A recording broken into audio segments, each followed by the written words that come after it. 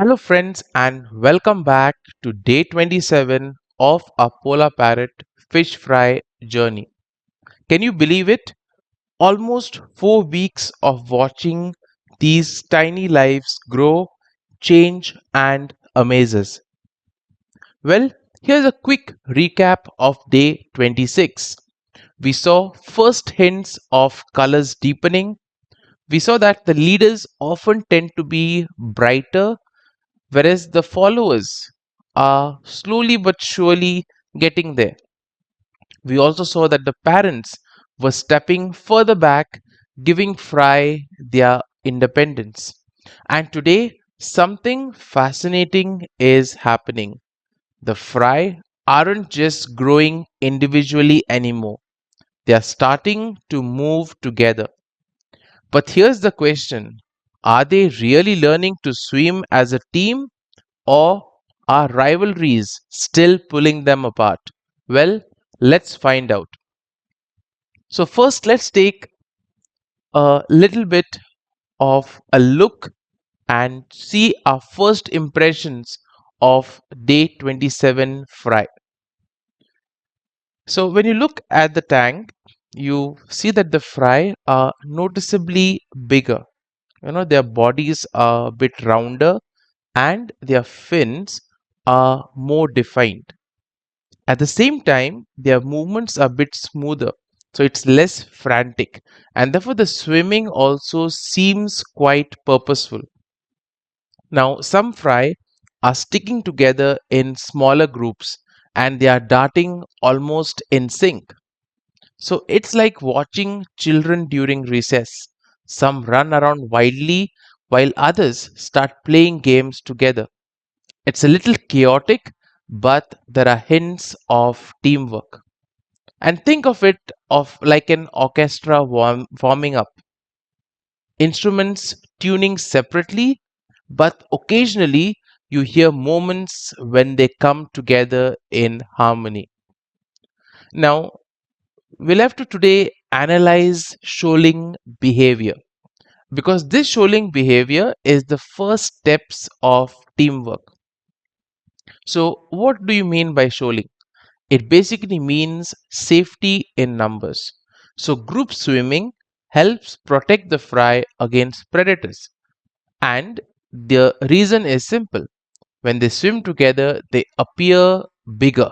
So, therefore, some fish may easily get, in a way, scared of the big size in front of them and turn away.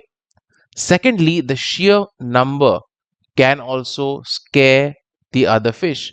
And sometimes the fish may find it difficult to snatch one from the whole group. Secondly, we see that there's also social bonding. So, therefore, fry practice being part of a group. And it is this group, this shoaling behavior that saves them in the long run. So, generally, we see that fry will form mini shoals of 5 to 20, and then that becomes a school much later on. So we see that some groups follow one confident fry who acts like a leader, while others they move clumsily, sometimes breaking apart quickly, joining another group. So you have some groups that are quite dedicated, that will stick throughout, whereas you have others that kind of break and again join back. But the most important aspect for them is to remain in that group. Well, at the moment, it's not yet perfect. It's more like a rehearsal of what adult schooling might look like. So, here we can highlight two forces at play. One is unity, and the other one is rivalry. So, you see that fry are instinctively drawn to each other. So, they're moving together for safety because they know very well that their safety lies in numbers.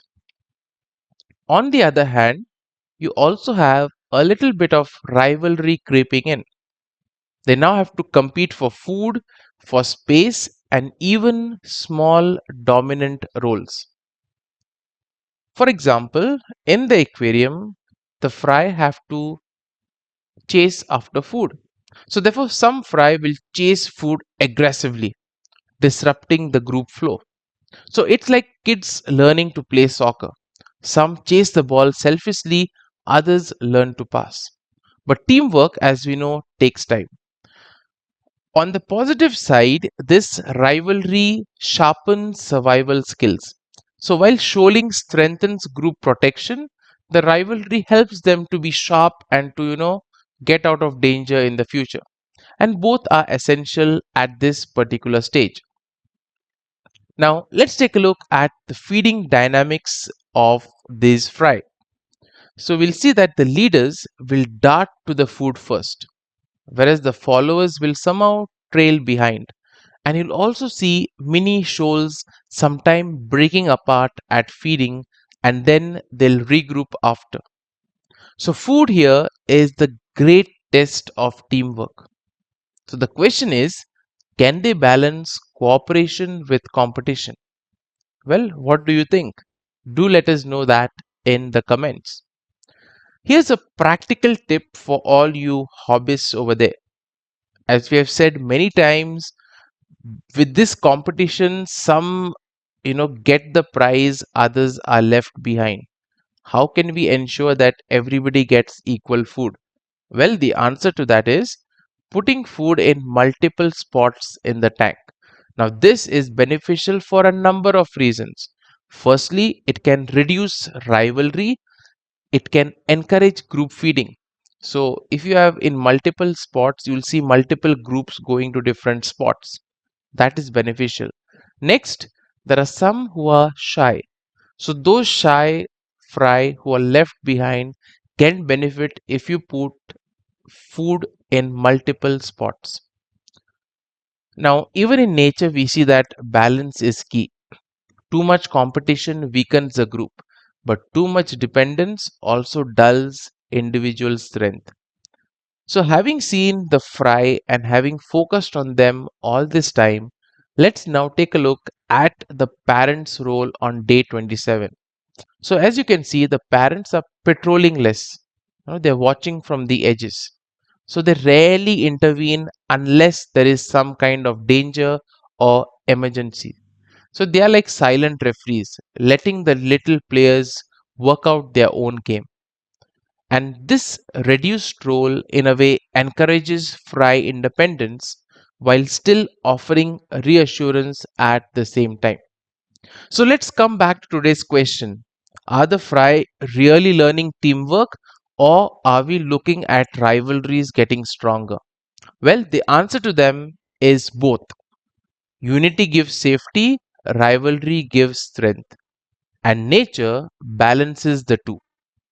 So, teamwork doesn't, in a way, erase individuality.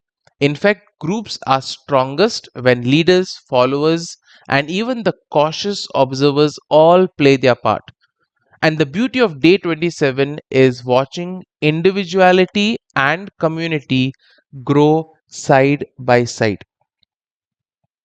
So, if you compare this with humans, you'll basically see it like in any family or in any class or a workplace. We see the same. People learning to move together even while staying true to themselves. So, here are the key highlights of today. We have seen Fry forming mini shoals, which is the first sign of teamwork. We've also seen rivalries disrupting but also strengthening development. The parents have taken a step back and have become supervisors. And we have seen that individuality and unity are both shaping the group's growth. Now, here's a few questions for you. Do you think that these fry will eventually swim together like a perfect school? Or do you think that personalities will keep them a bit apart? Do let me know your opinions in the comments. Now, tomorrow we'll dive into feeding strategies. How do we balance growth, nutrition, and competition as the fry get bigger? So thank you for joining me for this update on day 27.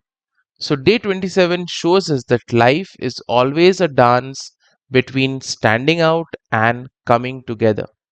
So Till then, don't forget to share, subscribe to the channel for more updates, and most importantly, to like this video. And if you want to follow us for more updates, you can also check our playlist, which has all the updates put together.